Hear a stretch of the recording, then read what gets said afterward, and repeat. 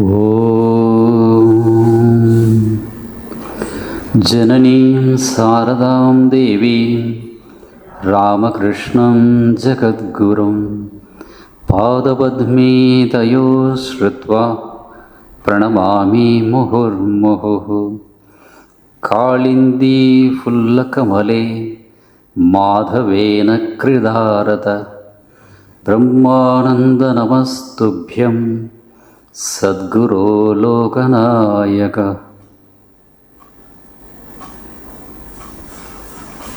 எல்லோருக்கும் இனிமையான வணக்கம்.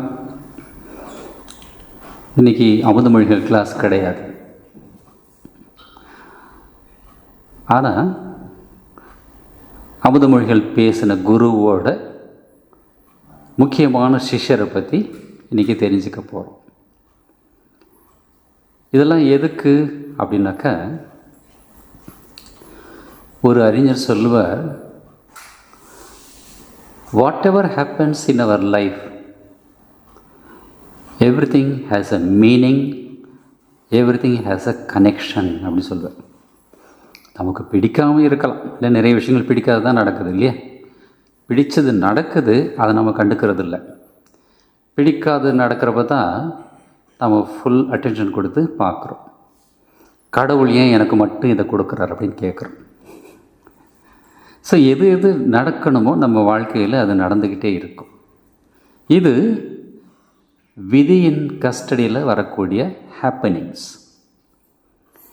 அதை தவிர ஃப்ரீ வில் அப்படின்னு கடவுள் ஒன்று கொடுத்துருக்குறார். Whatever we acquire in this life. இப்போ நீங்கள் இந்த கிளாஸுக்கெல்லாம் வரீங்க அப்படின்னாக்கா, என் விதி இந்த கிளாஸுக்கு வந்துங்க அப்படின்னு சொல்லக்கூடாது. வேறு வழி இல்லை சாமி, வரலன்னா நீங்கள் ஏதாவது சொல்லுவீங்க, அது கிடையாது. Using your free will you have come here. நல்லதையோ கெட்டதையோ சேர்த்துக்கக்கூடிய வாய்ப்பு கடவுள் கொடுத்துருக்கிறார். அதை நாம் சேர்த்துக்க தயங்கக்கூடாது. அதில் நல்லதை மட்டும் சேர்த்துக்கணும். அந்த மாதிரி ஒரு அட்டெம்ப்ட் தான் இந்த மகான்களை பற்றி தெரிஞ்சுக்கிறது.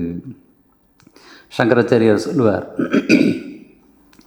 துர்லபம் திரயமே வைத்த தேவானுகிரக ஹேதுகம் மனுஷ்யத்துவம் முமுக்ஷுத்வம் மகாபுருஷ சம்ஸ்ரயா. ரொம்ப அற்புதமான ஒரு ஸ்லோகம். உலகத்தில் 3 விஷயங்கள் ரொம்ப அரிதானவை. இறைவனுடைய அருள் இருந்தால் தான் கிடைக்கும். நல்லா தெரிஞ்சுங்க. ஃபஸ்ட்டு என்ன? மனுஷ்யத்துவம், மனித பிறவி. நமக்கு யாருக்குமே சந்தேகம் இல்லை இல்லையா, நம்ம எல்லாருக்குமே மனித பிறவி. செகண்ட் என்ன? முமுக்ஷுத்வம், அதை விட பெட்டர். இது குட், அது பெட்டர். முமுக்ஷுத்வம். முமுக்ஷுத்வம்னாக்க, இந்த வாழ்க்கையில் வந்தோம், வாழ்ந்தோம், போனோம், அப்படி இல்லாமல் அடுத்த வாழ்க்கைக்காக ஏதோ சிறப்பானதை செலக்ட் பண்ணி வச்சோம். Acquiring good things, not material things. Material things நீங்கள் எவ்வளவு சேர்த்தாலும் கடைசியில் போகிற அன்றைக்கி எங்கே விட்டுட்டு போகணும்? அதே மயிலாப்பூர், அதே மந்தவள்ளி, அதே அடையாறு, அங்கே தான். ஆனால் எது எது நல்ல விஷயங்களை எங்கே சேர்த்து வச்சுக்கிறோமோ, இங்கே ஒரு ஸ்டோரேஜ் இருக்குது, ஒரு சின்ன சிப்பு ஒன்று இருக்குது, அதனுடைய பவர் எக்கச்சக்கம். சயின்டிஸ்ட் நிறைய பேர் சொல்கிறாங்க, ஆர்டினரி பீப்புள் 5% 6% பிரெயின் பவர் தான் யூஸ் பண்ணுறோமா. மிச்சம் 94% அப்படியே பத்திரமாக இருக்குது. அந்த பத்மநாப சாமி கோயில் இது மாதிரி திறந்து பார்க்குறதே கிடையாது நாம. ஸோ மச் பவர் கடவுள் கொடுத்துருக்குறார், நாம் யூஸ் பண்ணுறதில்ல. ஸோ அந்த பவரை யூஸ் பண்ணி அந்த சிம் கார்டில் அந்த பென் ட்ரைவுக்கு அவ்வளோ ஜிபிஸ் லட்சக்கணக்கில் இருக்குது. நாம் ஏதோ 1 GB 2 GB ஃபில்லப் பண்ணிவிட்டு வி ஆர் ஸோ ஹாப்பி.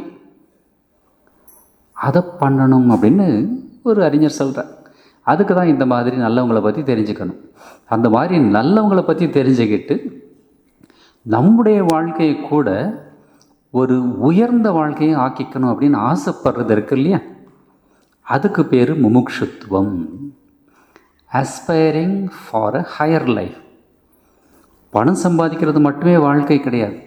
பணம் சம்பாதிக்கிறது தேவை, பட் அது மட்டுமே டோட்டல் லைஃப் கிடையாது. அப்படி நினச்சா ஏமாந்து போயிடுவோம். அதை புரிஞ்சுக்கிட்டு உயர்ந்த வாழ்க்கைக்காக முயற்சி செய்கிறது முமுக்ஷுத்வம். இது 2வது ஸ்டேஜ். 3வது ஸ்டேஜ் என்ன? மகாபுருஷ சம்ஸ்ரயா, நல்ல மனிதர்களின் ஹோலி அசோசியேஷன் அப்படின்னு பேர். தூய்மையான மனிதர்களின் கூட்டுறவு. இப்போ நமக்கு குருதேவர் கிடச்சிருக்கிறார், சாரதாம்மா கிடச்சிருக்காங்க, சாமிஜி கிடச்சிருக்கிறார், குருதேவருடைய மற்ற 15 டிசைபிள்ஸ் அவங்க எல்லாருமே கிடச்சிருக்காங்க. அதை தவிர தமிழ்நாட்டில் நாயன்மார்கள், ஆழ்வார்கள், மகாராஷ்டிராவில் சந்து துக்காராம், ஏக்நாத், யார் யாரோ இருக்காங்க. இந்தியாவில் பிறந்ததுனால நமக்கு கிடைச்ச மிகப்பெரிய பாக்கியம் என்ன அப்படின்னாக்கா, கடவுளையே நம்பி இருந்தவங்களுடைய வாழ்க்கையை படிக்கக்கூடிய ஒரு வாய்ப்பு. நம்ம படிக்கிறோமோ இல்லையோ, தட் இஸ் டிஃப்ரெண்ட். நான் சில சமயம் இந்த அமுதமொழி கிளாஸில் சில இன்சிடென்ட்ஸ் எல்லாம் சொல்லுவேன். சில மகான்கள் லைஃப்பில் இருந்து சில டிவோட்டிஸ் ஃபோன் பண்ணி சொல்லுவாங்க, இதெல்லாம் நாங்கள் கேட்காதது சாமிஜி அப்படின்னு. நீங்கள் கேட்காதது, பட் இதெல்லாம் நடந்தது அப்படி சொல்கிறது. நமக்கு பல விஷயங்கள் தெரிஞ்சுக்கிறதுலே டைம் போகுது. ஸோ இந்த 3 விஷயங்கள், மனித பிறவி, உயர்ந்த வாழ்க்கையில் நாட்டம், உயர்ந்த மனிதர்களின் கூட்டுறவு, இந்த 3 தான் அரிதான விஷயங்கள் அப்படின்னு சங்கராச்சாரியர் சொல்கிறார். அந்த அரிதான விஷயங்கள் நமக்கு கிடைச்சிருக்கு. யார் யாருக்கு மடத்தோட தொடர்பு கிடைச்சிருக்கோ நல்ல ஞாபகம் வச்சுங்க. சாதுக்கள் நாங்கள்லாம் இருக்கோம், but we represent Sri Ramakrishna. Swami விவேகானந்தர் ஒரு இடத்துல சொல்லுவார், every sadhu of this order represent Sri Ramakrishna அப்படின்னு. அதனால தான் சாதாரணமாக சொல்லுவாங்க, சாதுக்கள்கிட்ட போனால் இறை சம்மந்தமாக ஏதாவது கேளுங்க. அங்கேயும் போயிட்டு கத்திரிக்காய் விலை ஏறி போச்சு சாமிஜி அப்படின்னு இதெல்லாம் போய் பேசிப்போ தப்பு இல்லை, பட் தேவையில்லை இல்லையா? கத்திரிக்காய் போய் வெளியில் போய் பேசிக்கலாம். தங்கத்தோட விலை ஏறி போச்சு, நமக்கும் தங்கத்துக்கும் சம்மந்தமே கிடையாது. அப்போ சம்மந்தம் இருக்குது, மனசு தங்க மாதிரி இருக்குது. ஸோ அந்த மாதிரி எந்த விஷயங்களை போய் கேட்கணுமோ, ஒரு சாதுக்கிட்ட போய் ஒரு அம்மா எனக்கு 10 வருஷம் ஆயிடுச்சு கல்யாணமாகி இன்னும் குழந்தைய பிறக்கலை அப்படின்னப்போ அந்த சாதுக்கு அதுக்கு நான் என்னம்மா செய்ய முடியும் அப்படின்னு. அவர் ஒரு சன்னியாசி இல்லையா, வேண்டிக்கலாம் அவ்வளோதான். ஸோ அங்கே போய் அதான் தத்வித்தி பிரணிபாத்தேன பரிப்பிரஷ்னேன சேவையா அப்படின்னு கிருஷ்ணன் சொல்வார். நம்முடைய மனசை உன்னதப்படுத்தக்கூடிய விஷயங்களை போய் கேட்கணும். அப்படி கேட்டால் ரொம்ப நல்லாயிருக்கும், நாம் யூட்டிலைஸ் பண்ணிக்கிறோம் அப்படின்னு அர்த்தம். ஸோ இந்த 3 விஷயங்கள் நமக்கு கிடச்சிருக்கு. யார் யார் இந்த ராமகிருஷ்ண சர்க்கிளில் வந்திருக்கீங்களோ, யார் யார் யூடியூப்பில் கேட்குறீங்களோ, எல்லாருமே அந்த சர்க்கிளுக்கு உள்ளார இருக்கோ. இந்த 3மே கிடச்சிருக்கு. கிடைச்சா மட்டும் போதாது. ஒரு நல்ல ஸ்கூலில் அட்மிஷன் போட்டால் மட்டும் போதுமே, அது ஒன் பார்ட். செகண்ட் பார்ட் என்ன? படிக்கணும், ஹார்டு ஒர்க். ஸ்கூலில் சேர்றது விதி, படிக்கிறது மதி. 2யுமே சேர்த்து இந்த வாழ்க்கையை உயர்ந்த வாழ்க்கையை ஆக்கிக்கணும். அந்த மாதிரி வாழ்ந்து காட்டியவர் தான் சுவாமி பிரம்மானந்த மகாராஜ். அவர் எப்படி ராமகிருஷ்ணன் வந்தார் அப்படிங்கிறது ரொம்ப இன்ட்ரெஸ்டிங் ஸ்டோரி. சாதாரணமாக நீங்கள் ஒரு ஃபங்க்ஷனுக்கு போனீங்கன்னாக்கா அங்கே லாயர்ஸ் ஒரு 5-6 பேர் இருந்தாக்கா அவங்க மட்டும் தனியாக ஒரு குரூப்பாக இருப்பாங்க. டாக்டர்ஸ் ஒரு 4-5 பேர் இருந்தால் அவங்க தனியாக ஒரு குரூப்பில் இருப்பாங்க. பிஸ்னஸ் மேன் இருந்தாக்கா அவங்க தனியாக குரூப்பில் இருப்பாங்க. அவங்க ரேஞ்சில் யார் இருக்காங்களோ அவங்களோட பழகணும், பேசணும் அப்படின்னு ஆசைப்படுவாங்க. குழந்தைகள் இருந்தால் அவங்களோட விளையாடிட்டு இருப்பாங்க. அந்த மாதிரி ராமகிருஷ்ணனுடைய மனசு எப்போவுமே ஒரு உயர்ந்த நிலையில் இருக்கும். பரவசம். நாம் எல்லாம் பிறர் வசத்தில் இருக்கோம், அவர் பரவசத்தில் இருக்கிறார்.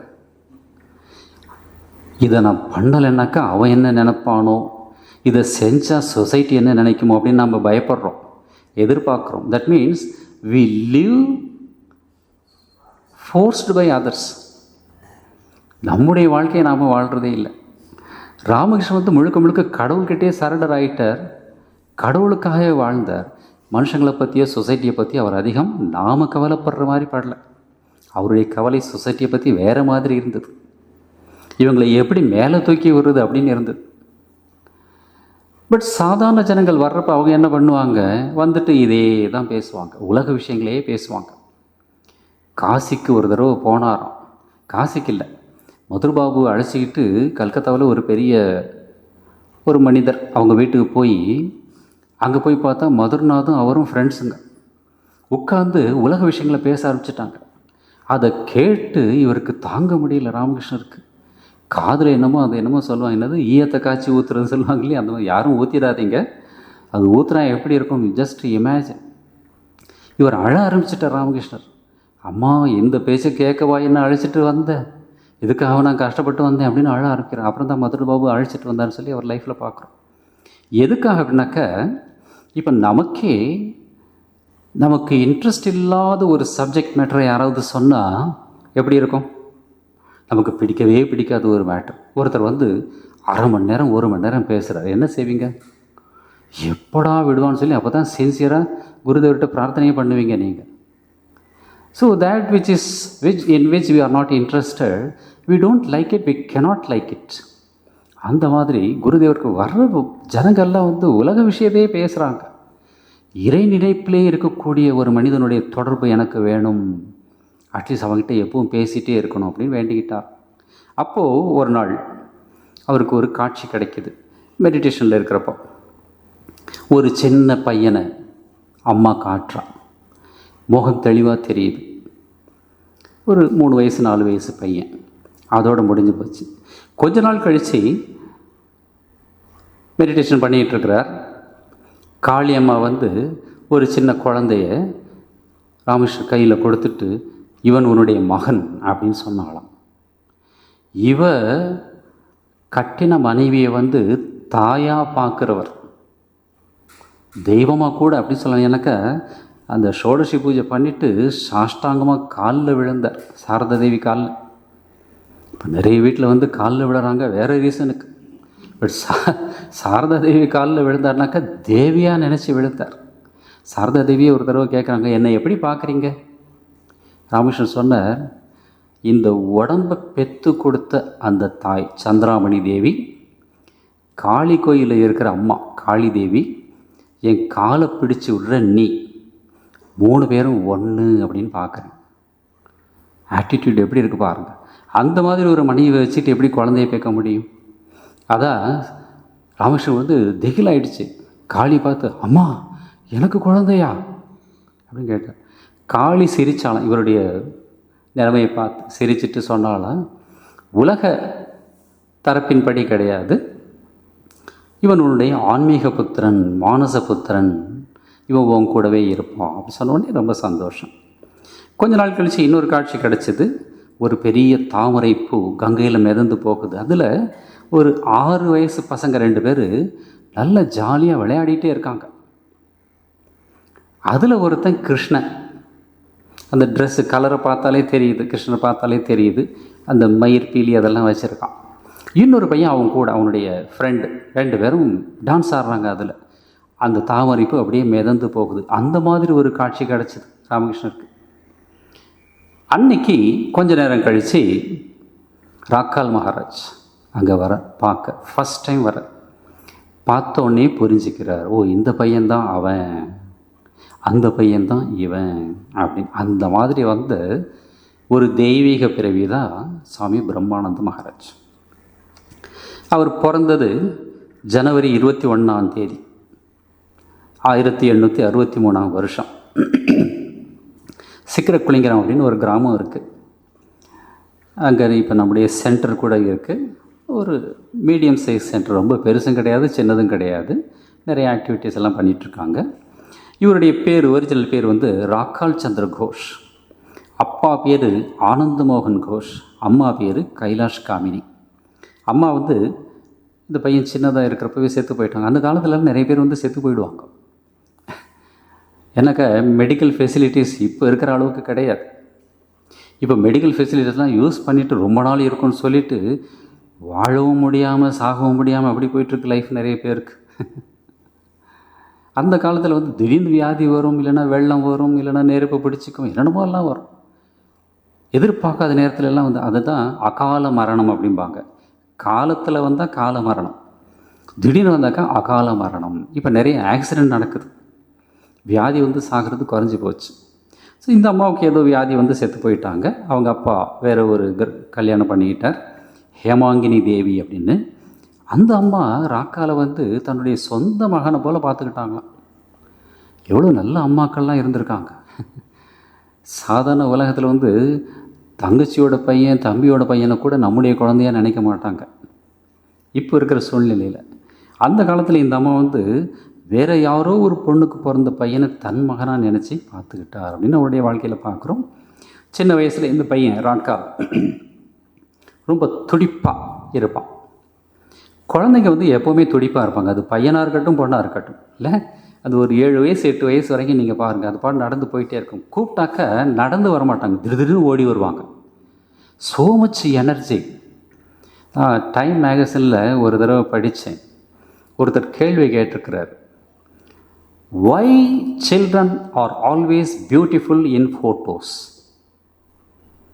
நீங்கள் எந்த குழந்தையோட ஃபோட்டோ வேணால் பாருங்கள், அது அழுதாலும் அழகாக இருக்கும், சிரித்தாலும் அழகாக இருக்கும். இல்லை, அதை அந்த ஆள் கேட்டிருக்காரு, எப்படி இவங்க குழந்தைங்க வந்து அழகாக இருக்காங்க அப்படின்னாக்க அந்த எடிட்டர் சொல்கிறார், பிகாஸ் தே டோன்ட் போஸ். இப்போ நான் இந்த மொபைலை தூக்கி இப்படி எடுத்தாக்கா உடனே நீங்கள் சட்டையை சரி பண்ணிப்பீங்க. we try to pose ourselves to be better, in the attempt we make it worse.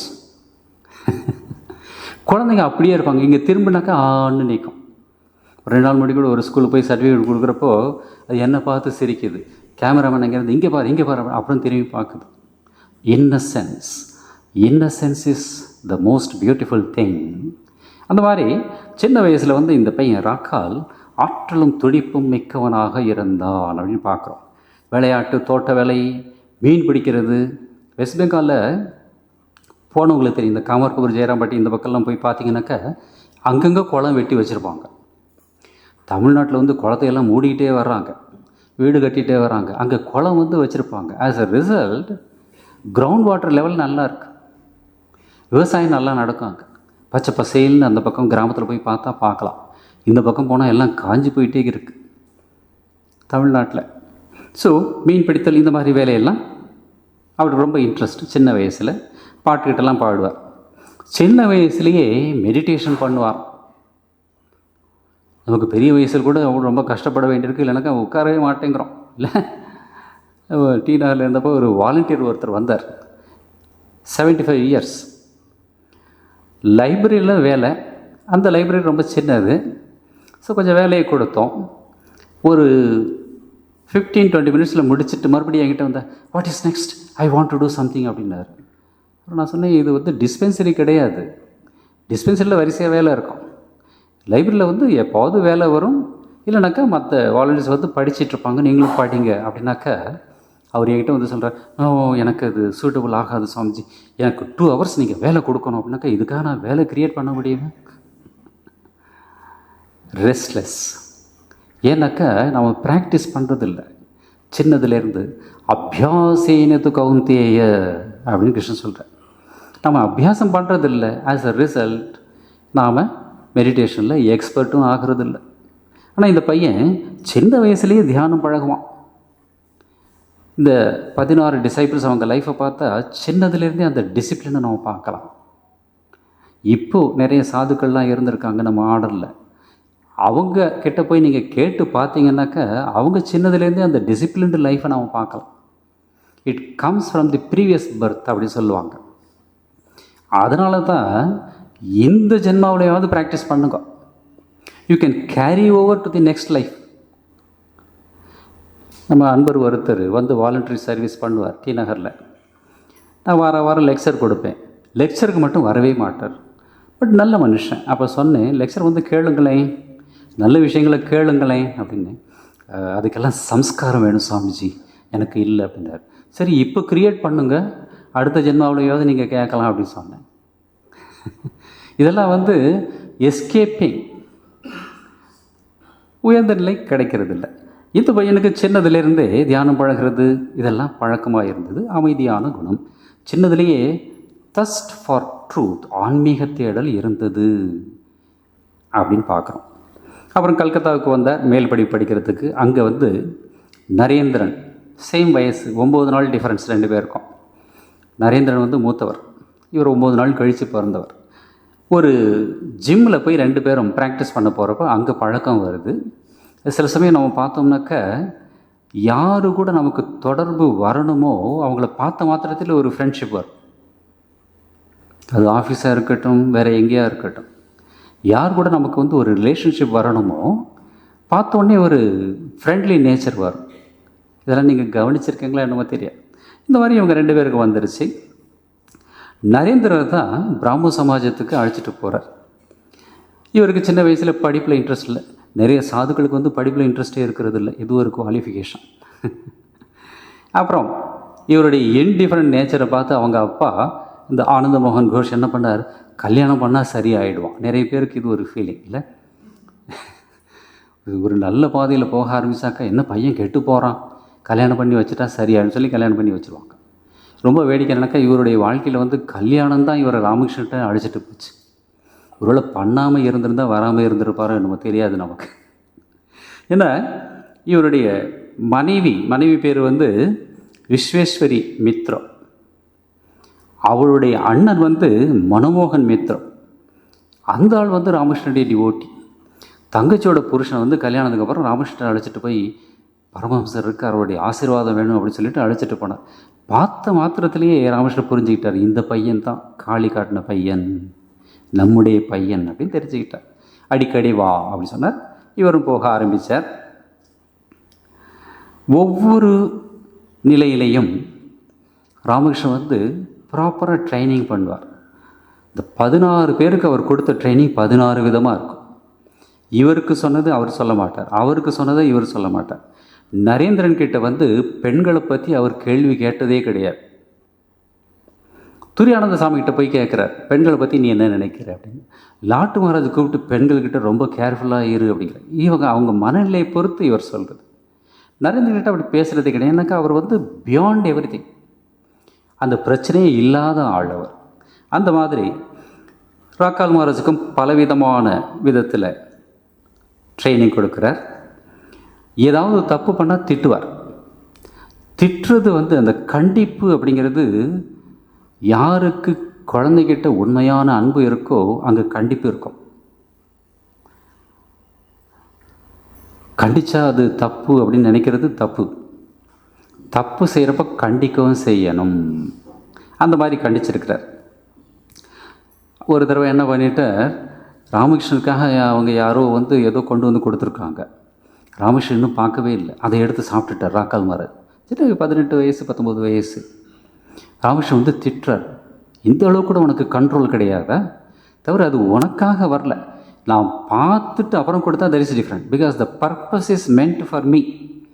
நீ எடுத்து சாப்பிட்டா அது திருட்டுக்கு சமம். இதை ஏன் சொன்னார்னாக்கா, பிற்காலத்தில் வந்து இந்த சங்கத்துக்கு வந்து இவர் பிரசிடெண்ட்டாக இருக்க போகிறார். ஆயிரக்கணக்கான லட்சக்கணக்கான மக்களுக்கு குருவாக இருக்க போகிறார். அதுக்கேற்ற குவாலிட்டி வேணும், அதுக்காக திட்டுறார். இந்த மாதிரி பலவிதமான இது. ஒரு தடவை என்ன பண்ணிட்டார், ராக்கால் மகாராஜ் வர்றப்போ கீழே வந்து ஒரு 4 என்னமோ ஒரு காயின் இருந்துதான். அதை எடுத்துகிட்டு கொஞ்சம் தூரம் வந்தப்போ அங்கே ஒரு பிச்சைக்காரன் இருந்தால், பிச்சைக்காரனுக்கு போட்டுட்டு அதோட விட்டுருக்க வேண்டியது தானே. வந்து குருதேவர்கிட்ட வந்து சொன்னார், இந்த மாதிரி ஒரு காயின் கிடச்சிது, பிச்சைக்காரனுக்கு போட்டேன்னு சொன்னோடனே அதையும் திட்டுறார் ராமகிருஷ்ணர். இது புரிஞ்சுக்கிறது கஷ்டமாக இருக்குது இல்லையா? ஏன் அப்படின்னாக்கா, you are taking something means you are respecting that thing. நீ சன்னியாசியாக போகிற, குருவாக போகிற, காசை பார்த்து உனக்கு ஏன் ஆசை வருது? அது கூட வரக்கூடாது. அது கிடக்குதுன்னா கிடக்குது, வேற யாரோ வந்து எடுத்துகிட்டு போகட்டும், நீ செய்யக்கூடாது அப்படின்னு. இந்த மாதிரி ரொம்ப மைனூட் விஷயங்கள்லாம் வந்து ராமகிருஷ்ணன் வந்து சொல்லிக் கொடுக்குறார். அந்த மாதிரிலாம் ட்ரெயின் பண்ணார். ஒரு தடவை குருதேவருக்கு வந்து இந்த காசை பற்றி சொல்கிறப்போ எனக்கு ஒரு இன்சிடென்ட் ஞாபகம் வருது. நான் ஹைதராபாத்தில் 96 போஸ்டிங் ஆகி போனப்போ சுவாமி ரங்கநாதாஜி மகாராஜ், நான் பெங்களூர் கிளம்புறேன், ஈவினிங் நமஸ்காரம் பண்ணேன். அவர் கேட்டார், you have got your ticket, Yes, Maharaj. You have some money with you? Yes, Maharaj. Okay. Keep money with you, but don't waste it. It is public money. We are responsible for that அப்படின்னார். என்ன ஒரு attitude பாருங்கள். இந்த மடத்துக்கு வர்ற பணம் எனக்காக வரல, பப்ளிக் கொடுத்த மணி. எதுக்காக? ஒரு நல்ல காரியத்துக்கு யூட்டிலைஸ் பண்ணிக்கணும் அப்படிங்கிறதுக்காக. இதை கண்டுபடி செலவு பண்ணக்கூடாது அப்படின்னு எனக்கு அன்றைக்கி சொன்னேன். 25 வருஷம் ஆகிடுச்சு, 30 வருஷம் ஆகிடுச்சு. அந்த மாதிரி இந்த மகான்கள்லாம் அந்த மாதிரி இருக்காங்க. ஒரு தடவை குருதேவருக்கு எண்ணெய் தேய்ச்சி விடுறார். அப்போ எண்ணெய் தேய்க்கிறப்போ ராஜா மகாராஜ் கேட்டார், இந்த ராஜா எப்படி பேர் வந்ததுனாக்க, இந்த ராக்கால் மகாராஜ் கொஞ்ச நாள் பழகிட்டு ராமகிருஷ்ணன் ஒரு நாள் சொன்னாராம், இவர் ராக்கால் இருக்கானே இவர் பெரிய ராஜாங்கத்தையே ஆளக்கூடிய திறமை படைத்தவன் அப்படின்னு. ராமகிருஷ்ணனுடைய ஸ்டேட்மெண்ட் ஒவ்வொன்றுமே நாம் டீப்பாக பார்த்தோம்னாக்க ரொம்ப ஆழ்ந்த மீனிங் இருக்கும், அற்புதமான மீனிங் இருக்கும். இதை புரிஞ்சுக்கிட்டவர் நரேந்திரநாத். அவர் அன்றைக்கி அங்கே உட்கார்ந்துருக்கார். அவர் இந்த ஸ்டேட்மெண்ட்டு கேட்ட உடனே குரு மகாராஜ் வாயிலேருந்து வருதுன்னாக்கா அது சத்தியம், சத்தியத்தை தவிர ஒன்றுமில்லை. ஸோ உடனே வெளியில் ராஜாங்கத்தை ஆளக்கூடிய தகுதி இருக்குது நம்ம ராக்காலுக்கு அப்படின்னு சொல்லியிருக்கிறார் குருதேவர். ஸோ இன்னிலேருந்து நம்ம ராஜான்னு கூப்பிடுவோம் அப்படின்னு விவேகானந்தர் பேர் கொடுத்தார்.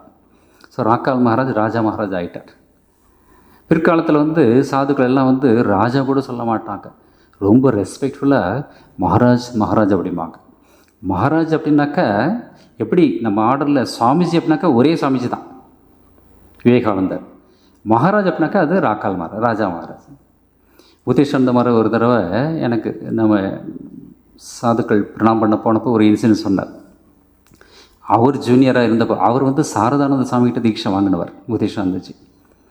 வேலூர் மடத்தில் அப்போ பேசிப்பாங்களாம், நிறைய சாதுக்கள் இருப்பாங்க. அவர் யார்கிட்ட தீட்சை வாங்கியிருக்கிறார், இவர் யார்கிட்ட தீட்சை வாங்கினார் அப்படின்னு அது கேள்வி வரும் சாதாரணமாக.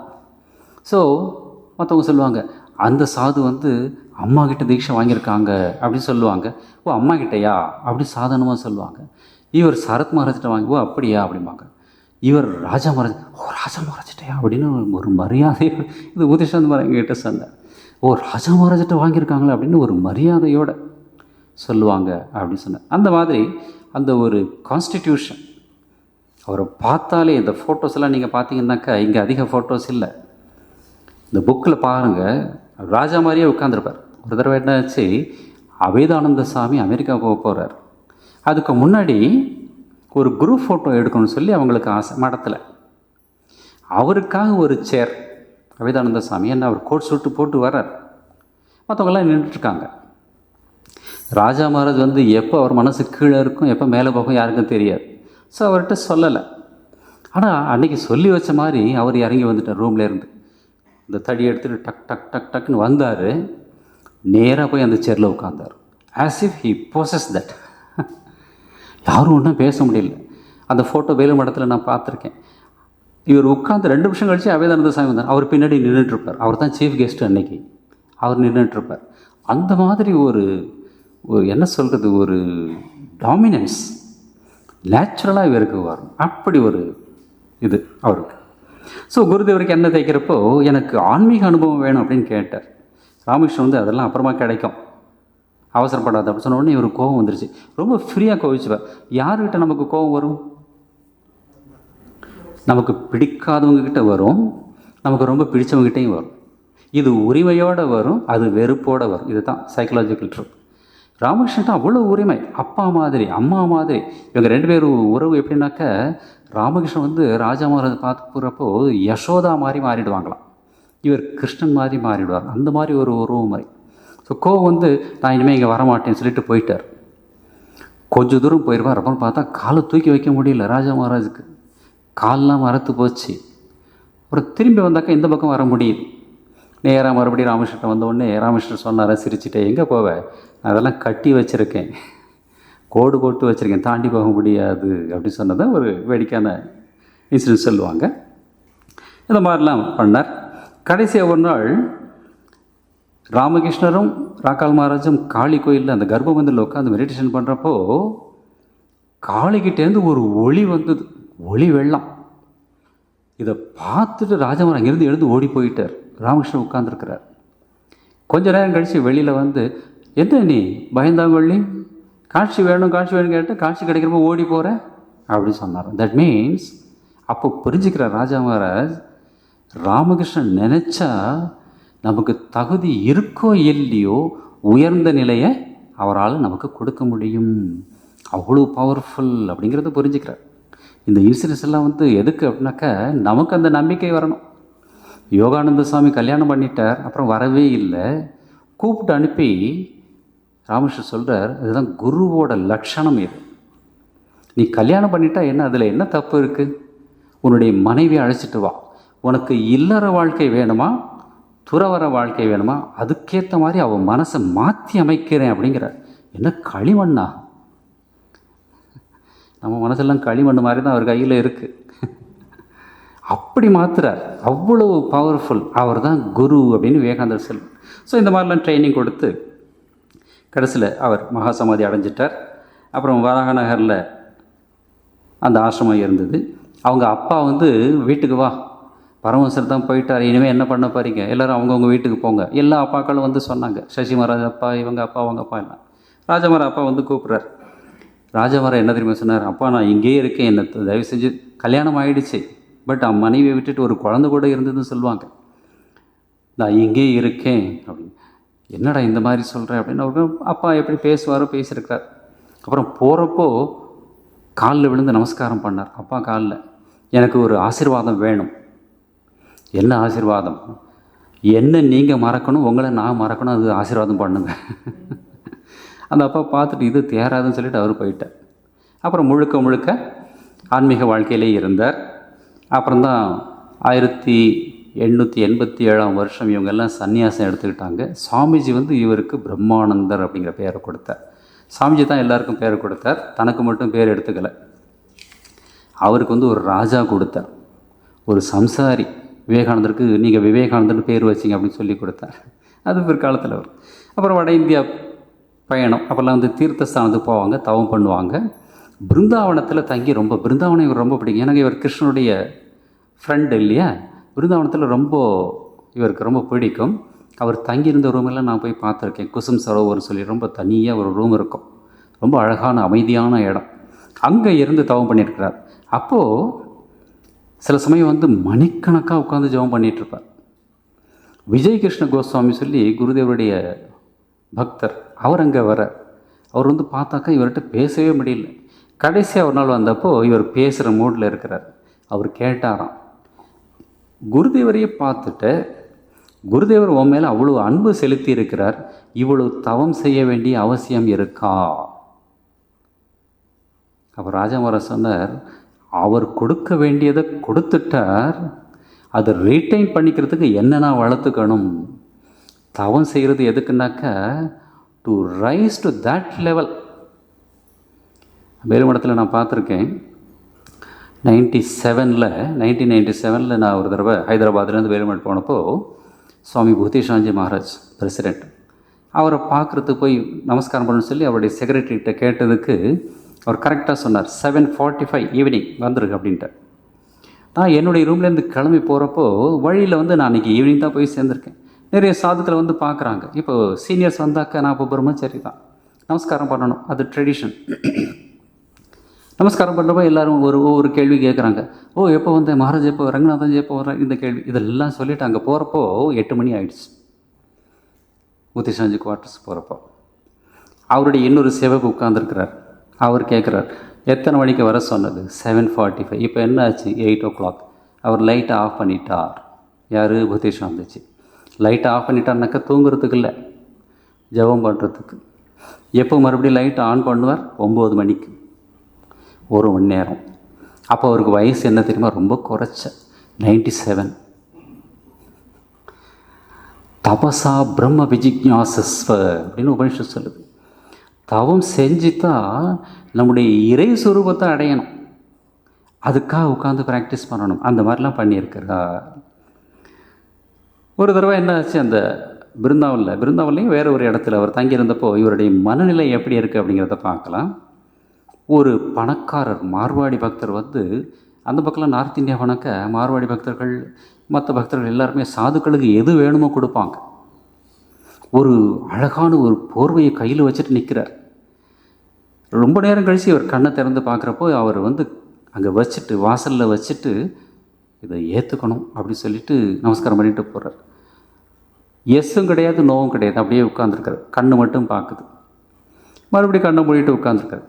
கொஞ்சம் நேரம் கழித்து ஃபியூ மினிட்ஸ் ஏதோ சத்தம் கேட்குது. மெதுவாக கண்ணை திறந்து பார்த்தா ஒரு திருடன் வந்து அதை எடுத்துகிட்டு போகிறான். ஏன்னா அவனுக்கு அங்கே நார்த் இந்தியா போனவங்களுக்கு தெரியும், வின்டரில் வந்து அங்கே தாங்க முடியாது. இப்போல்லாம் வந்து 474 பேர் டெல்லியில் செத்து போயிட்டாங்க இது வரைக்கும், குளிர்னால். அவ்வளோ குளிர் அங்கே, ரொம்ப திக்காக இருக்கும். நான் அதை பார்த்துட்டு வந்திருக்கேன். 2 டிகிரியெல்லாம் போயிடும். சம்மரில் 48, 49 போகும். 2லேயுமே நான் இருந்திருக்கேன். ஸோ அப்போ ஒன்றும் ரியாக்ஷன் கிடையாது. நம்ம கிருஷ்ணன் சொல்வார், எம் லப்த்வா சாபரம் லாபம் மன்யத்தே நாதிகம் தத அப்படின்னு. எதை அடைந்த பிறகு வேறு எந்த லாபமும் ஒரு பொருட்டாக இருக்காதோ அந்த நிலையை அடைந்தவன் யோகி அப்படின்னு கிருஷ்ணன் சொல்வார். அந்த மாதிரி ஒரு நிலையில் ராஜா மகாராஜ் இருந்திருக்கிறார். ஸோ வருது, அதையும் அக்செப்ட் பண்ணல, போகுது, அதையும் எதிர்க்கலை, அந்த மாதிரி இருந்திருக்கிறார். அப்போ தான் நியூஸ் வருது, விவேகானந்தர் அமெரிக்கா போயிருக்கிறார். இந்திய நாட்டின் பெருமை, சனாதன தர்மத்தின் பெருமையை உலகத்துக்கெல்லாம் எடுத்து காமிச்சிருக்கார் அப்படிங்கிற நியூஸ் எல்லாம் வருது. அப்போது ஆலம்பஜார் மட்டில் வந்து சேர்ந்துட்டாங்க எல்லாரும். சாமிஜி வரார் 1897 ஜனவரி மாதம்.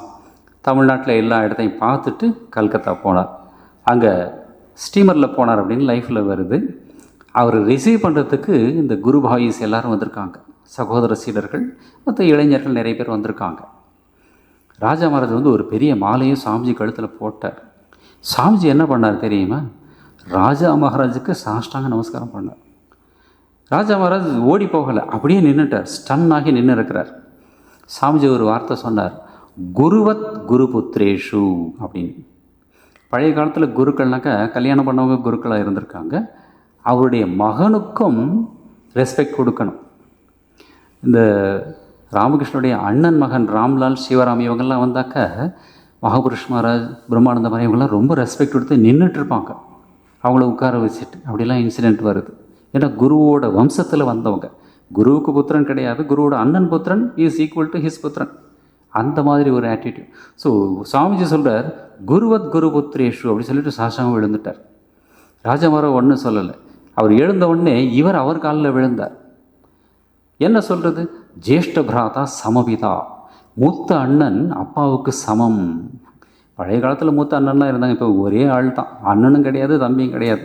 இந்த பாட்டு எழுதி அண்ணன் என்னடா தம்பி என்னடான்னு எழுதி வச்சார். அண்ணனும் கிடையாது தம்பிங்க, ஒரே பையன் இல்லை ஒரே பொண்ணு. உறவு முறை கூட தெரியாது. அன்றைக்கி நான் ஒரு ஃபேமிலியை பார்த்தப்போ 2-3 வருஷம் முன்னாடி ஒரே பொண்ணு, அந்த பொண்ணு வந்திருந்தா, ஸோ எங்கள் அங்கிள் வந்திருக்காங்க அப்படின்னு சொன்னான். அங்கிள்னால் யார் அப்படின்னு, அப்பாவுடைய தம்பி அப்படின்னு.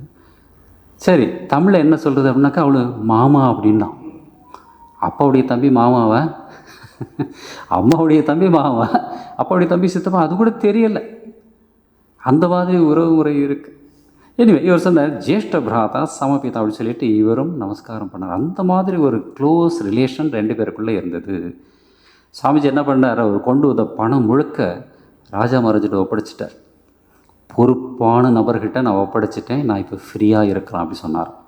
அதுக்கப்புறம் அவருக்கு 2 பைசா தேவைப்பட்டால் கூட ராஜா மகாராஜிட்ட வந்து கையேந்துவார். ராஜா நான் கல்கத்தா போகணும், போட்டில் ஒரு 2 பைசா கொடு அப்படின்னு. அவர் சொல்கிறார், என்ன நரேன் இதெல் எல்லாமே உன்னுடைய பணம் தானே? நோ, என்னுடைய பணம் கிடையாது, எல்லாம் குருதேவருடைய பணம், பாதுகாக்க வேண்டிய பொறுப்பு நம்மளுது அப்படி சொன்னார். இந்த மாதிரியெல்லாம் அவங்க வாழ்ந்து காட்டியிருக்காங்க. ஒரு தடவை சில சமயம் சாமிஜிக்கு வந்து, சாமிஜி எப்படின்னாக்க அன்பு வந்தால் அளவுக்கு அதிகமாக வரும், கோபம் வந்தாலும் அதே மாதிரி வரும். ராஜா மகாராஜ் ஏதோ ஒன்று சொல்லிட்டாரோ ஏதோ ஒன்று பண்ணிட்டார், சாமிஜிக்கு ரொம்ப கோபம் வந்துருச்சு, பிடிச்சி திட்டார் ராஜா மகாராஜ். ராஜா மகாராஜ் என்ன பண்ண, ரொம்ப சாஃப்ட் நேச்சர், அழுதுகிட்டே ரூம் போய் கதவை மூடிக்கிட்டார், சாப்பிட வரல. அப்புறமா சாமிஜி வந்து ஃபீல் பண்ணுறார். அப்புறம் போய் கதவை தட்டி இவர் ஒன்று அழுது, அப்புறம் கதவை திறந்து 2 பேரும் கட்டி பிடிச்சிக்கிட்டு, அப்போ சாமிஜி மறுபடியும் சொல்கிறார், நான் இங்கே இருக்கிறதுக்கே எனக்கு தகுதி இல்லை, குரு மகாராஜ் எப்படியெல்லாம் அன்பு காட்டி உன்னை வளர்த்தார், நான் வந்து உன்னை போய் இந்த மாதிரி திட்டிகிட்ருக்கேன் அப்படின்னு. அப்போ ராஜா மறுபடியும் அந்த மாதிரிலாம் ஒன்றும் இல்லை, நீ திட்டினா கூட ஆசீர்வாதம். அந்த ஸ்டேட்மெண்ட் தான் இப்போ கூட வருது, யாராவது சாதுக்கள் திட்டினா கூட ஆசீர்வாதமாக எடுத்துங்க அப்படின்னு சொல்கிறது. எனக்கு எங்களுக்கு கோபம் வந்துடும், அடக்க முடியாது, அதை மாற்றி சொல்லணும் இல்லையா, அதுக்காக இப்படி சொல்லி வச்சுருது. Statement comes from Raja Maharaj. So அந்த மாதிரிலாம் அவங்களுடைய ரிலேஷன்ஷிப் இருந்திருக்கு. ஒரு தடவை சாமிஜி வந்து மதியம் படுத்திருக்காரு, மதியமோ காலையிலையோ கொஞ்சம் உடம்பு சரியில்லை. அவருடைய சிஷ்யர் சரத்சந்திர சக்கரவர்த்தின்னு ஒருத்தர், அந்த ஒரு புக்கு கூட இருக்குது, அவர் எழுதின அந்த கான்வர்சேஷன்லாம் வந்து எழுதி வச்சுருப்பார். ரொம்ப அற்புதமான ஒரு புக்கு, படித்து பாருங்கள். சாமிஜி எப்படி அப்படின்னு தெரிய வரும். கால் பிடிக்கிறார். இவருக்கு சாமிஜிக்கு பிடிக்கல. என்ன பொம்பளை மாதிரி பிடிக்கல, ரொம்ப சாஃப்டாக பிடிச்சிருக்கிறார், என்ன பொம்பளை மாதிரி பிடிக்கிற, போய் ராஜாவை கூப்பிடு அப்படின்ட்டார். ராஜா மரம் அப்புறம் ரெஸ்ட்டுக்கு போயிருக்கிறார். இந்த சரத் போய் கூப்பிட்றார், சாமிஜி கூப்பிட்றாரு அப்படின்னு. சாமிஜியா இப்போ எதுக்கு? இல்லை நான் கால் பிடிச்சிட்டு இருந்தேன், பொம்பளை மாதிரி பிடிக்கிறேன்னு சொல்லிட்டு உங்களை கூப்பிட. அப்படியா சொல்லிட்டு உடனே துண்டை போட்டுட்டு கிடுகிடுன்னு வந்தார் Raja Maharaj, president of the order. வந்து 2 மணி நேரம் கிட்டத்தட்ட நல்லா அவர் உடம்பு வந்து எக்ஸசைஸ் பண்ண உடம்பு, ராஜா மகாராஜ் உடம்பு நல்லா அமுக்கி விடுறார். 2 மணி நேரம் கழித்து சாமிஜி சொன்னார், போதும் ராஜா நீ போ அப்படின்னு. வேர்த்து கொட்டுது இவருக்கு, ராஜா மகாராஜுக்கு. வெளியில் வந்தார். வெளியில் வர்றப்போ சரச்சந்திர சக்கரவர்த்தி கேட்டாராம், என்ன மகாராஜ் உங்களை போய் கால் பிடிக்க சொன்னார், நீங்கள் இதெல்லாம் பண்ணுறதா அப்படின்னாக்கா அவர் கோபம் வந்துடுச்சு. என்ன நீ முட்டாள், சிவனுடைய அம்சம் அவர், அவருக்கு சேவை செய்கிறதுக்கு நாம் பாக்கியம் பண்ணியிருக்கணும், இன்றைக்கி எனக்கு கிடச்சிது அப்படி சொன்னார். அந்த மாதிரி ஒரு அந்யோன்யமான ஒரு லவ் இவங்களுக்குள்ளே இருந்தது. இது மட்டும் இல்லை, மற்ற குருவாயிஸ் எல்லார்கிட்டையுமே சாமிஜிக்கிட்ட அப்படி ஒரு அட்ராக்ஷன், அந்த மாதிரி ஒரு அன்பு இருந்தது. அப்புறம் இவர் ஃபஸ்ட்டு பிரசிடெண்ட் ஆகிட்டார். எந்த மேட்டரையுமே ஒரு தெளிவான அந்த விஷன் அப்படின்னு சொல்லுவாங்க, தெளிவான பார்வை, அதோடு அப்ரோச் பண்ணுவார். ப்ளஸ் பேசிக்காக ஸ்பிரிச்சுவல் நாலேஜை வச்சு தான் எல்லா பிரச்சனையும் தீர்த்து வைப்பார். பேசி தீர்க்கறது இல்லை. ஒரு சென்டரில் வந்து கொஞ்சம் பிரச்சனை சாதுக்கள் மத்தியில், இவர் அங்கே போனார். அந்த இன்சார்ஜ் வந்து சொல்கிறார், இந்த இருக்கிற சாதுக்கள் என் பேச்சை கேட்குறது இல்லை அப்படின்னு. அப்படியா, எல்லாரையும் கூப்பிட்டு சொல்லிவிட்டு இவர் உட்காந்து ஜெபம் பண்ண ஆரம்பிச்சிட்டார். எல்லோரும் உட்காந்து ஜெபம் பண்ணுங்க அப்படின்னு. அதுதான் அவருக்கு தெரிஞ்ச மெத்தட். அதுக்கப்புறம் அந்த சென்டர் நல்லா இருந்தது அப்படின்னு சொல்லி இது ஒரு வரலாறு. இந்த மாதிரி எதையுமே வந்து அந்த அப்ரோச் ஆன்மீகமாக இருக்கும். தீரானந்தா அப்படிங்கிற ஒரு மகாராஜ் வந்து கேட்டார், இந்த ரூல்ஸ் ரெகுலேஷன்ஸ் எல்லாம் கொஞ்சம் மாற்றணும், கொஞ்சம் புதுசு சேர்க்கணும் அப்படின்னப்போ ராஜாமரம் சொல்லிட்டார், சாமிஜி எழுதியிருக்கிற அதுக்கு மேலே நீ என்ன பண்ண போகிற, வேணா ஒன்று பண்ணு, இன்க்ரீஸ் லவ், இன்க்ரீஸ் டிவோஷன், அதுதான் செய்யணும் அப்படின்னு சொன்னார். அந்த மாதிரி சுவாமிஜிக்கிட்ட ஒரு பெரிய மரியாதை இருந்தது. சாதனை கூட அதிகம் பண்ணு அப்படின்னு சொன்னார். ஒபீடியன்ஸுக்கு ரொம்ப இம்பார்ட்டன்ஸ் கொடுப்பார் பிரம்மானந்த சாமி. ஃபஸ்ட் ஒபீடியன்ஸ், இது சுவாமிஜி சொன்னார், ஃபஸ்ட் ஒபீடியன்ஸ் தென் ஆர்குமெண்டேஷன் அப்படிம்பார். ஒரு தடவை ராஜா மகாராஜ் வந்து வேல்மட் போனவங்களுக்கு தெரியும், அவர் தங்கியிருந்த ஒரு ரூம்லேருந்து பார்த்தா கங்கா தெரியும், அங்கே தான் சாதுக்கள்லாம் போய் குளிப்பாங்க. நம்முடைய வீரேஸ்வரானந்தஜி பிரபு மகாராஜ் அப்படின்னு பேர், அவர் சவுத்துலேருந்து அங்கே போய் அங்கே தங்கியிருக்கிறார். யங் சாது கங்கையில் குளிச்சுட்டு அவர் வர்றார். ராஜா மகாராஜ் மேலே மாடியில் நின்றுட்டு கேட்குறார், பிரபு தண்ணி உப்பு கறிக்குதா பார். அது ஏன் அப்படின்னாக்கா அது கங்கா சாகர் பக்கத்தில் இருக்குது பெருமட்டு. கங்கையிலேருந்து இந்த ஓவர் ஃப்ளோன்னு சொல்லுவாங்க, இந்த பக்கம் தண்ணி வர்றப்போ கொஞ்சம் உப்பு கறிக்கும், இந்த பக்கம் போகிறப்ப நார்மலாக இருக்கும். பிரபு மகாராஜ் சொல்கிறார், இல்லை வர நான் இப்போ தான் குளிச்சுட்டு வரேன், நல்லா தான் இருக்குது அப்படின்னு சொன்னாராம். சொன்னதை செய் அப்படிங்கிறார். உடனே அவர் அந்த கமாண்ட் ஆஃப் அந்த வாய்ஸ் அப்படி இருக்கும். ரங்கநாதஞ்சிக்கிட்ட நான் பார்த்துருக்கேன், அவர் சாதாரணமாக பேசுவார், நாம் யூஸ் பண்ணுற வார்த்தைகள் தான் அதுக்கு பின்னால் ஒரு பவர் இருக்கும். நோ டோன்ட் டூ அப்படின்னு சொன்னாக்க அப்படி ஒரு கமாண்டிங் வாய்ஸ், நம்ம அதை செய்யவே முடியாது, அப்படி இருக்கும் கேரக்டர் ஃபோர்ஸ் அது. சொன்னதை செய் அப்படி சொன்னார் ராஜா மகாராஜ். உடனே இவர் திரும்பி போய் அது வாயில் ஊற்றி பார்த்தா உப்பு கறிக்குது. அப்போ சொன்னார் ஒபீடியன்ஸ் ஃபர்ஸ்ட் அப்படின்னு சொன்னார். இந்த மாதிரி இளைஞர்களை வந்து இந்த மாதிரிலாம் ட்ரைனிங் பண்ணுறார். இன்னொரு சாமி இருந்தார், சுவாமி சங்கரானந்தஜி. அவர் வந்து ராஜா மகாராஜுடைய செக்ரட்டரியாக இருந்தவர், நிறைய படித்தவர். பிற்காலத்தில் அவரும் பிரசிடெண்ட் ஆனார். அவர் யங் மாங்கா இருந்தப்போ கலகலகலன்னு சிரித்து பேசிகிட்டே இருப்பார்.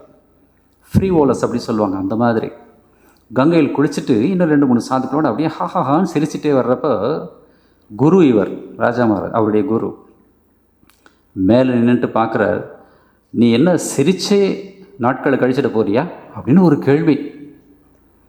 அன்னைக்கு சீரியஸ் ஆனவர் தான் சங்கரானந்தஜி. அவருடைய ஃபோட்டோ நீங்கள் பார்த்தீங்கன்னாக்க அப்படி உட்கார்ந்துருப்பார். ராஜா மகாராஜுக்கும் அப்பா மாதிரி இருப்பார். அவ்வளோ கம்பீரமாக இருப்பார். சிரிப்பே இருக்காது. ஒரு வாய்ஸ் அப்படி இருக்கும், அப்படிப்பார். யார் அப்படின்னு கேட்குறதுக்கே நம்ம பயந்து. ஆத்மஸ்தாஞ்செல்லாம் அங்கே போகிறப்போ 10 தடவை போய் பாத்ரூம் போயிட்டு வருவார். இது ஒரு சீனியர் சாது எனக்கு சொன்னார், மகாராஜ் இருக்காரா அப்படின்னு. அந்த மாதிரி ஒரு அப்பியரன்ஸ். இப்படியெல்லாம் இளைஞர்களை ட்ரெயின் பண்ணியிருக்காங்க. அப்புறம் இந்தியா முழுக்க பயணம் பண்ணார். நிறைய சென்டர்ஸுக்கு பணம் கலெக்ட் பண்ணுறதுக்கு உதவி பண்ணார். சாதனையும் பண்ணார். பிருந்தாவனத்தில் இருந்தப்போ ஒரு வைஷ்ணவ துறவியோட ஆவி இவரை ஃபோர்ஸ் பண்ணிச்சான். காலையில் 3 மணிக்கு யாரோ தள்ளி விடுறாங்க. பார்த்தா 1-2 நாள் இவருக்கு ஒன்றும் புரியல. அப்புறம் பார்த்தாக்க இவருடைய மனசு அந்த மாதிரி இருந்தது. ஒரு ஆவி அங்கே நிற்கிது, வைஷ்ணவ துறவி. இது தூங்குறதுக்கான இடம் கிடையாது, நேரம் கிடையாது, மெடிடேஷன் பண்ணு அப்படி சொன்னதா ஒரு இது. அப்புறம் அவர் அன்னையிலேருந்து டெய்லி அந்த 3 மணிக்கு எழுந்து மெடிடேஷன் பண்ணுவார் அப்படின்னு பார்க்குறோம். சாரதா தேவிகிட்ட ரொம்ப ரெஸ்பெக்ட். அது எக்கச்சக்கமாக இருக்குது. நிறைய இன்சிடென்ட்ஸ் சொல்கிறதுக்கு டைமே இருக்காது. ஸோ ஒரு தடவை சாரநாத்லேருந்து வாரணாசி போகிறாங்க. சாரதாமா இன்னும் ஒரு குரூப்பு, அதில் ராஜா மகாராஜ் இருக்கார். அவங்க போனப்போ ஒரு குதிரை வண்டியில் போயிருக்காங்க. திரும்பி வர்றப்போ சாரதா தேவி எந்த வண்டியில் வந்தாங்களோ அந்த வண்டியில் அம்மா ஏற போகிறப்போ ராஜா மகாராஜ் சொன்னாராம், அம்மா நீங்கள் அந்த வண்டியில் போங்க. தான் வந்த வண்டியை காட்டுறார். சரி என்னமோ அப்படி சொல்லிட்டு அந்தம்மா போய் அதில் ஏறிட்டாங்க. அந்த வண்டி போகுது. பின்னாடி சாரதம்மா வந்த வண்டியில் இவர் ஏறுறாரு. அந்த வண்டிக்கு ஆக்சிடெண்ட் ஆகிடுச்சு. அம்மா சொல்கிறாங்க, தன் உயிரை கொடுத்து என்னை காப்பாற்றியிருக்கான் ராஜா அப்படின்னு சொல்கிறார். அந்த மாதிரி ஒரு மரியாதை அம்மாக்கிட்டே இருந்தது. அப்புறம் சென்னை, ராமேஸ்வரம், மதுரை, காஞ்சிபுரம் எல்லா இடத்துலையும் விசிட் பண்ணியிருக்கிறார். மீனாட்சி தேவி, மதுரையில் மீனாட்சி தேவியுடைய தரிசனம் கிடச்சிது. திருப்பதியில் அவர் போனப்போ தேவியோட தரிசனம் கிடச்சிதுன்னு அவருடைய லைஃப்பில் வருது. விசாரித்து பார்த்தா முன்னாடி அது ஒரு தேவி கோயிலாக இருந்தது அப்படின்னு சொல்கிறாங்க. இந்த மாதிரி நிறைய இடத்துக்கெல்லாம் போயிருக்கிறார். ஒரு டிவோட்டி க்ஷிரோத் பிரசாத் அப்படின்னு குருதேவர் மகாசமாதிக்கு அப்புறம் வருத்தப்படுற, ராமகிருஷ்ணன் இருந்தப்பவே நான் வந்தேன், பட் யாரோ சொன்னாங்க நம்ம மனசில் இருக்கிறதெல்லாம் அவருக்கு தெரியும் அப்படின்னு. என் மனசில் என்னென்னமோ இருக்குது, அதனால் பயந்து நான் போயிட்டேன். எங்கே எல்லோரும் முன்னாலையும் சொல்லிடுவாரோ அப்படின்னு ஒரு பயம். இல்லை, நிறைய பேர் அதுக்காக தான் சாதுக்கள்கிட்ட வரமாட்டாங்க. ஸோ எங்கே சொல்லிடுவோம் பயம், அதனால் நான் போயிட்டேன். பட் இப்போ ஐ ஃபீல் வெரி சேட். ஐயோ இவ்வளோ பெரிய பரமஹம்சர் இருந்திருக்கான்னு அவன் மிஸ் பண்ணிட்டோமே சொல்லி ரொம்ப வருத்தப்படுறார். அப்போ இவர் ராஜாமரம் என்ன சொன்னார், இல்லை நீ பார்த்ததாவே நினச்சிக்கோ, தட் மீன்ஸ் என்னை பார்த்துட்டேன், அவரை பார்த்ததா நினச்சிக்கோ அப்படின்னு அவர் சொல்கிறார். அது ஒரு பெரிய இல்லை ரொம்ப வருத்தமாக இருக்குது அப்படின்னு சொல்லிட்டு தலையை குனிஞ்சிட்டு இது பண்ணார். இல்லை நீ பார்த்துருக்க அப்படின்னு சொல்கிறார் ராஜாமரம். தலையை தூக்கி பார்த்தா ராஜா மகாராஜ் அங்கே இல்லை, குரு மகாராஜ் உட்கார்ந்துருக்கா அப்படின்னு ஒரு இன்சிடெண்ட். தட் மீன்ஸ் குரு மகாராஜ் கூட அப்படியே ஐக்கியமாயிட்டார். மகாபுருஷ் மகாராஜிட்ட போய் ஒரு ஜூனியர் சாது சொல்கிறார், ஏதோ 2 பேரும் டிஸ்கஸ் பண்ணுறாங்க, மகாபுருஷ் மகாராஜும் அந்த சாதுவும். இதெல்லாம் மாற்றணும் அப்படின்னு அந்த ஜூனியர் சாது சொல்கிறப்போ ஓகே அதெல்லாம் செய், அது மாதிரி செய் அப்படின்னு சொல்லிகிட்டே வர்றார்.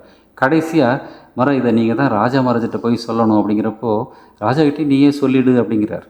அப்போது அந்த சாது சொன்னாரான், நீங்கள் இங்கே எல்லாத்தையும் சொல்லுவீங்க, அப்புறம் ராஜா மகாராஜ் இதெல்லாம் வேண்டாம்னாக்கா ஓகேன்னு சொல்லிடுவீங்க, நீங்கள் அங்கே போனால் எஸ் மகாராஜ் அப்படிம்பீங்க, ஏன் அவரை பார்த்தா ஏன் அப்படி ஒரு மரியாதை அப்படின்னு கேட்டார். இப்போ மகாபுருஷ் மகாராஜ் சொல்கிறார், நீங்கள் மகாராஜா பார்க்குறீங்க, நாங்கள் குருதேவராக பார்க்குறோம் அப்படின்னு. மகாபுருஷ் மகாராஜ் 10 வயசு பெரியவர், அவர் சொல்லியிருக்கிறார். அந்த அளவுக்கு ஒரு உயர்ந்த மனநிலையில் ராஜா மகாராஜ் இருந்து இந்த ஆர்டரை ஷேப் பண்ணியிருக்கிறார். தீட்சை கொடுக்கறதுக்கு முதல்ல ரொம்ப ஹெசிடேட் பண்ணார். சாரதா தேவி சொன்னாங்க, நீ கொடுக்கலன்னா வேறு யார் கொடுப்பா, தவிர ராமகிருஷ்ணனுடைய நாமம் பரவணும், நிறைய பேருக்கு பரவணும், நீ அதுக்கு இன்ஸ்ட்ருமெண்ட்டாக இரு அப்படின்னு சொன்னாங்க. சரி அப்படி சொல்லிட்டு வந்துட்டார். அன்னைக்கும் கொஞ்ச நாள் கழித்து மினர்வா தியேட்டர்னு ஒன்று இருக்குது. அங்கே ராமானுஜருடைய நாடகம் போட்டிருக்காங்க. அதை பார்க்க போனாராம். அதில் அந்த ராமானுஜர் அந்த திருக்கோஷ்டியில் போய் எல்லாரையும் கூப்பிட்டு மந்திரத்தை சொல்லுவார். அந்த ஒரு இன்சிடெண்ட் இருக்குது. அதை பார்த்ததுக்கப்புறம் ராஜா மகாராஜ் மனசு மாறி போச்சு, எல்லாருக்குமே இனிஷியேஷன் கொடுக்க ஆரம்பித்தார் அப்படின்னு பார்க்குறோம். யதீஸ்வரானந்தஜி சுரேஷ் மகாராஜின் பேர். அவருக்கு சன்னியாச டியூ ஆகிடுச்சு. மற்ற சாதுக்கள் சொன்னாங்களாம், நீ போய் ராஜா மகாராஜிட்ட போய் சன்னியாசம் வேணும்னு கேளு, அவர் கொடுப்பார் அப்படின்னு. அவர் சொன்னார், எனக்கு தகுதி இருந்தால் அவரை கூப்பிட்டு கொடுக்க மாட்டாரா அப்படின்னு கேட்டிருக்கிறார். உடனே சொன்னாங்க, பைத்தியம், அந்த மாதிரிலாம் பேசாத, நீ போய் கேளு, அவர் கொடுப்பார் அப்படின்னு. இவர் போனவர், மகாராஜ் சந்நியாசம் எடுத்துக்கக்கூடிய தகுதி எனக்கு இருந்தால் சந்நியாசம் கொடுங்க. கேள்வியே பாருங்கள். சந்நியாசம் எடுத்துக்கொள்ளக்கூடிய தகுதி எனக்கு இருந்தால் எனக்கு சந்நியாசம் கொடுங்க அப்படின்னு சொல்லி நமஸ்காரம் பண்ணார். ராஜா மகாராஜ் சொன்ன ரொம்ப practical thing, nobody is fit for sannyasa, we train for that, so take சந்நியாசம் அப்படின்னா. எவ்வளோ அற்புதமான ஒரு என்கரேஜிங் மெசேஜில். பிரேமேஷானந்தஜி அப்படின்னு ஒரு சாமி இருந்தார், அம்மா கிட்ட தீட்சை வாங்கினவர். அவர் ஒரு டிவோட்டி திட்டார் ஒரு தடவை. அந்த அம்மா கேட்குறாங்க, சன்னியாசியாக இருந்து நீங்கள் எப்படி இப்படிலாம் பேசலாம் அப்படின்னு. இவர் சொன்னார், அம்மா நான் சன்னியாசி ஆகிறதுக்காக வந்திருக்கேன், சன்னியாசி ஆகி வரல, ஸோ இந்த மாதிரி பேசுகிறதுக்கு ரைட் உண்டு அப்படின்னு சொன்னார். தட் மீன்ஸ் இந்த ட்ரெஸ்ஸு போட்டாலே பெரிய ஆள் அப்படின்னு நினச்சிக்காதீங்க. We are practising sannyasis to attain to that highest level. இதை ராஜமரா சொல்லியிருக்கேன். இந்த மாதிரி எல்லாரையும் வழிநடத்தி போனார் மிக சிறந்த முறையில். கடைசியாக ராமகிருஷ்ணன் ஒரு தடவை சொல்லியிருக்கிறார், தன் உண்மை நிலையை அறிந்தால் ராக்கால் உடம்பை வெட்டு விடுவான் அப்படின்னு. இதை சாரதானந்தர் ராமகிருஷ்ணனுடைய லைஃப்பில் எழுதிட்டார். அது பிரேமானந்த சாமி பாயிண்ட் அவுட் பண்ணுறார், இது சொல்லக்கூடாதுன்னு ராமகிருஷ்ணன் சொல்லியிருக்கிறார், நீ எழுதிட்டி அப்படின்னு. அப்புறம் அதை ரிமூவ் பண்ணாங்க அப்படின்னு பார்க்குறோம். அப்புறம் 1921 1921 இவருக்கு உடம்பு சரியில்லாமல் போச்சு, வயிற்றுப்போக்கு அப்படி இப்படின்னு ஒவ்வொரு பிரச்சனையாக வந்தது. இவருக்கு நிறைய சேவை பண்ணார் ஒரு சேவக், சுவாமி நிர்வாணானந்தர் அப்படின்னு. அவர் தலைமையில கையை வச்சு சொன்னாராம், ராஜா மகாராஜ் எனக்கு நிறைய சேவை பண்ணியிருக்கிற, உனக்கு பிரம்மஞானம் கிடைக்கட்டும் அப்படின்னு. அவருடைய பிற்கால வாழ்க்கையில் பார்த்தா அவர் வைஸ் பிரசிடெண்ட் ஆனார். அதே மாதிரி பிரம்மஞானம் கிடைச்சதை நிறைய சாதுக்கள் பார்த்துருக்காங்க. ஸோ அந்த மாதிரி போச்சு. அப்புறம் டைம் ஆக ஆக பலவிதமான காட்சிகள் கிருஷ்ணரை பற்றி ராமகிருஷ்ணனை பற்றி இவருக்கு கிடைக்கிது. டைம் வந்துருச்சு அப்படின்னு அவருக்கும் புரியுது. நான் ஒரு இடைச்சிறுவன், நான் கிருஷ்ணனுடைய தோழன் அப்படின்லாம் சொல்ல ஆரம்பிச்சிட்டேன். தட் மீன்ஸ் டைம் வந்துருச்சு அப்படிங்கிறத மற்றவங்களும் புரிஞ்சுக்கிறாங்க. அவருடைய ரூமுக்கு உள்ளார போனாலே ஒரு ஸ்பிரிச்சுவல் ஆம்பியன்ஸ் இருக்குமா, ஃபீல் பண்ணலாம். விஜயான் மகாராஜ் எலாபாத்லேருந்து பேல்மெட்டுக்கு ஒரு 2-3 ஸ்டெப் உள்ளே போயிருக்கார். கூட ஒருத்தர்கிட்ட கேட்குறாரு, சாமிஜி ஊரில் இல்லையா? ஆமாம் கல்கத்தா போயிருக்கார். வந்தாலே தெரியுது அப்படிங்கிறார். அந்த மாதிரி ஒரு அட்மாஸ்பியர் அவங்க இருந்தால் அப்படி தெரியும். இவருடைய ரூம் போனால் அந்த மாதிரி ஒரு ஆம்பியன்ஸ் கிடைக்குது. எப்போவுமே ஒரு பரவச நிலையில் இருக்கார். ஸோ உடம்பு கொஞ்சம் கொஞ்சமாக மோசமாயிடுச்சு. கடைசியாக 1922 ஏப்ரல் 10 பிரம்மானந்த சாமி மகா சமாதி அடைந்தார். போகிறதுக்கு கொஞ்ச நாள் முன்னாடி ஒரு சிஷ்யர் கேட்டாராம், குருதேவர் இருக்காராம், ஏன்னா உடம்புல பார்க்க முடியலையே, இல்லை குருதேவர் இருக்காராம் அப்படின்னு. ராஜா மகாராஜ் சொன்னார், உனக்கு என்ன மூளை குழம்பி போச்சா? அவர் எப்போவுமே இருக்கிறார், அவர் கருணை இருந்தால் நாம் அவரை பார்க்கலாம் அப்படின்னு சொல்லியிருக்கார். அது இப்போ கூட பாசிபிள் அப்படின்னு நிறைய சீனியர் சாதுக்கள் சொல்லியிருக்காங்க. சுவாமி கம்பீரானந்தஜி அப்படின்னு நம்முடைய 11th பிரசிடெண்ட் இருந்தார். அவர்கிட்ட போய் ஒரு சாது கேட்டாராம், மகாராஜ் ராமகிருஷ்ணரை நாம் பிரார்த்தனை பண்ணால் பார்க்க முடியுமா அப்படின்னு. அவர் கிளியராக சொன்னாராம், ராமகிருஷ்ணரை பார்க்குறது ரொம்ப கஷ்டம், பட் கொஞ்சம் முயற்சி பண்ணால் வேலுமடத்தில் சுவாமிஜியை பார்க்கலாம் அப்படின்னு சொல்லியிருக்கிறார். இதை எந்த முறையில் நீங்கள் சொல்கிறீங்க, உங்களுக்கு கிடச்சிருக்கா அப்படின்னு இவர் கேட்டாராம். கம்பீரானந்தி சைலண்ட் ஆகிட்டார் அப்படின்னு அந்த சாதுவை என்கிட்ட சொன்னார். ஸோ இப்போ கூட நாம் சின்சியராக பிரார்த்தனை பண்ணால் இஸ் ஆல்வேஸ் ப்ரெசன்ட், நமக்கு வேண்டிய உதவிகள் செய்கிறதுக்கு தயாராக இருக்கிறார். நம்முடைய பிரச்சனைகள் கூட அவர் தீர்ப்பார். இந்த மெசேஜ் இந்த சிஷ்யர்கள் எல்லார் வாழ்க்கையிலேருந்து நாம் தெரிஞ்சிக்கக்கூடிய மிக உண்மையான ஒரு மேட்டர். இதை மனசில் வச்சுக்கிட்டு இவங்களுடைய வாழ்க்கையை அப்பப்போ படித்து நம்மளை நாமளே உற்சாகப்படுத்திக்கணும். உத்தரேத் ஆத்மனாத்மானம் ந ஆத்மானம் அவசாதையத் அப்படின்னு கிருஷ்ணன் சொல்வார். ஸோ நம்மளை நாமளே என்கரேஜ் பண்ணிக்கிறதுக்கு இந்த மாதிரி மகான்களுடைய வாழ்க்கையை படிக்க வேண்டியது, தெரிஞ்சிக்க வேண்டியது ரொம்ப ரொம்ப அவசியம். அந்த அற்புதமான பிரம்மானந்த சாமியோட திதி இன்றைக்கி. அவருடைய கருணை நம்ம எல்லாருக்கும் கிடைக்கட்டும் அப்படின்னு பிரார்த்தனை செஞ்சு வாய்ப்புக்கு நன்றி சொல்லி முடிச்சுக்கிறேன். ஓம் அசதோ மா சத்கமய தமசோ மா ஜோதிர்கமய மிருத்யோர்மா அமிர்தம் கமய. ஓம் சாந்தி சாந்தி சாந்தி. ஹரி ஓம் தத்சத். ஸ்ரீராமகிருஷ்ணார்ப்பணமஸ்து.